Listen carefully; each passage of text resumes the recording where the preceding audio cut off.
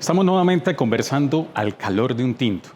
Hoy vamos a adentrarnos un poco para comprender qué está sucediendo en el Pacífico colombiano, específicamente en el Chocó, donde la guerra arrecia, se sostiene y se profundiza, afectando sobre todo a las comunidades étnicas, a las comunidades más empobrecidas del país, siendo una de las regiones más ricas en biodiversidad y en recursos naturales.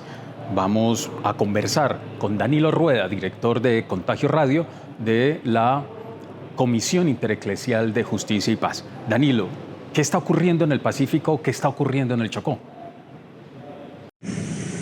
El Pacífico siempre ha sido uno de los territorios marginales para la mentalidad centralista del Estado colombiano.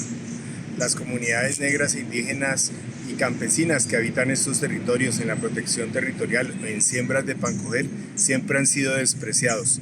Nunca ha habido una respuesta integral a sus derechos. Solamente la riqueza y la ubicación geoestratégica que ocupan en relación con el mercado mundial ha llamado la atención para la definición de políticas públicas agroindustriales o de operaciones extractivas que van en contravía de los derechos consagrados para esta población. Bien, pero Danilo, esta problemática, ¿cuáles serían las características de esta problemática hoy, después de la firma del acuerdo de paz, que parece ser que regresa el péndulo de la violencia y del conflicto armado en esta zona? Desde hace 30 años esta conflictividad social y esta marginalidad ha tenido una respuesta fundamentalmente represiva. Y en estos 30 años el desarrollo de estrategias de tipo paramilitar que han encubierto los intereses de sectores extractivistas, visiones de agronegocios. Muchos sectores poderosos se han amparado en la operación y presencia que hubo de las guerrillas de la FARC, de la que existe el ELN en la actualidad, para justificar el uso de la violencia y para el desarrollo de estrategias paramilitares y de montajes judiciales contra la población. Esta multiplicidad de dinámicas armadas han generado graves violaciones de derechos humanos, crímenes de lesa humanidad y crímenes de guerra que hasta el día de hoy, aún con la existencia de la Jurisdicción Especial de Paz, se encuentran en la impunidad. Danilo, el incremento de la violencia del conflicto armado y las lógicas territoriales del conflicto armado aumentaron en todo el país, en específico en el Chocó, de la firma del acuerdo de paz para acá. ¿Cuáles serían las características nuevas de esta etapa del conflicto, la violencia armada en esta región? La nueva fase de operaciones de tipo paramilitar o criminal a través de las AGC, bajo el pretexto de lograr generar condiciones de seguridad y garantías frente a las inversiones o para las inversiones, ha generado graves costos en términos de vidas humanas y violaciones de derechos humanos. Un modelo de guerra de guerrillas que también ha generado mucho zozobra y temor en la población. Y detrás de todo eso, fundamentalmente hay la pretensión de imponer un modelo de desarrollo, un modelo de sociedad que, insistimos, desconoce los derechos de la población. Infortunadamente no ha habido ningún aparato institucional de justicia ni ninguna política pública eficaz que logre preservar los derechos de las poblaciones a la verdad, a la justicia, a las garantías de no repetición y en particular al uso y goce y disfrute del territorio. ¿Qué está en juego y qué se debate para el presente y el futuro del país ahí en esa región? La militarización es la infortunada, única y manifiesta respuesta del Estado colombiano, lo que manifiesta, insistimos, en un desprecio de los derechos fundamentales de la población.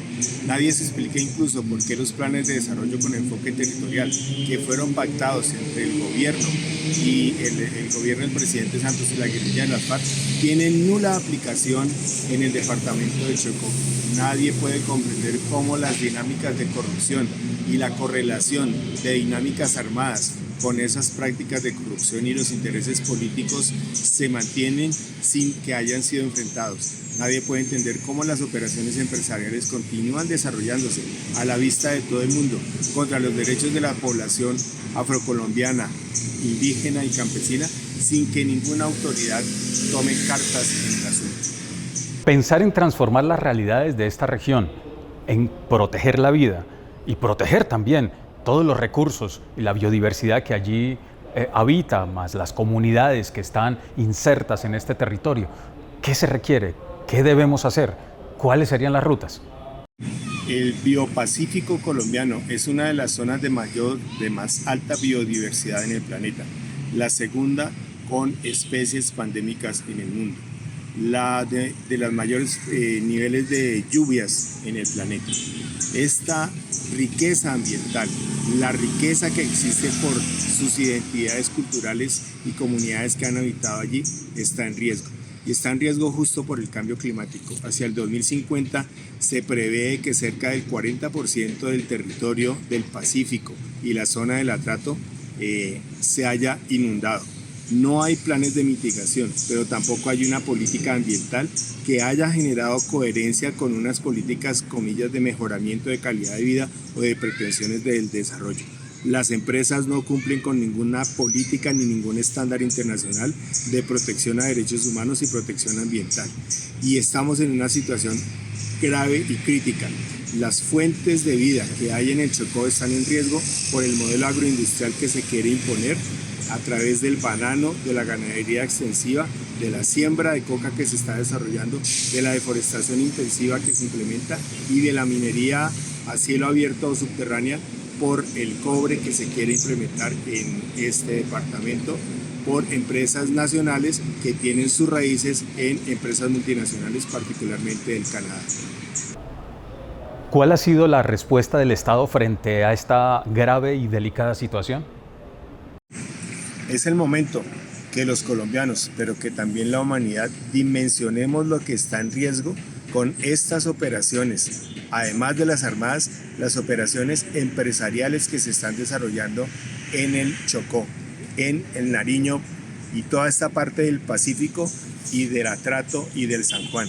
La gravedad de lo que puede ocurrir con la pérdida de este bosque forestal primario, de las fuentes de agua y la crisis climática que va a generar inundaciones sobre el Atrato deben ser un llamado a nuestro país para atender a la población, para atender planes de mitigación y en particular para que el nuevo gobierno que logre llegar a generar cambios fundamentales propicie unas políticas coherentes en lo ambiental con lo social y la participación ciudadana.